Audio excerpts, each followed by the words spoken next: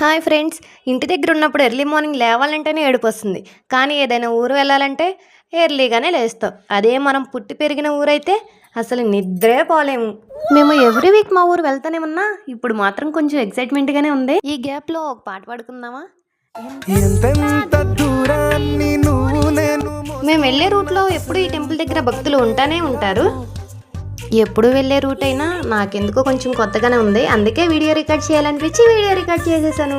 చిన్నప్పుడు చదువుకునేప్పుడు తెలియలేదండి శివాజీ రోడ్డుకి ఇరువైపులా చెట్లు ఎందుకు నాటించాడా అని. గట్టి ఎండలో బండి మీద వెళ్తుంటే అప్పుడు తెలుసుద్దండి.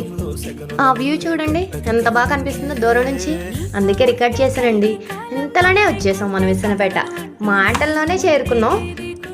స్టార్టింగ్లోనే సెయింట్ తెరిసా స్కూల్ ఉంటుందండి, అక్కడే మనం చదువుకోలేదు, మనదంతా గవర్నమెంట్. సరే స్కూల్ దాటేసి స్ట్రైట్గా వెళ్ళిపోయి టిఫిన్ తీసుకొని మళ్ళీ బండెక్కేసి మళ్ళీ స్టార్ట్ అయిపోయామండి. ఎక్కడికి అనుకుంటున్నారా? ఇంకా మా ఊరు రాలేదండి. మా ఊరికి విసనపేటకి ఇంకా 5 కిలోమీటర్స్ దూరం ఉంది. ఆ 5 కిలోమీటర్స్ ఎంతలోకి వచ్చేస్తామండి. వచ్చేసాం.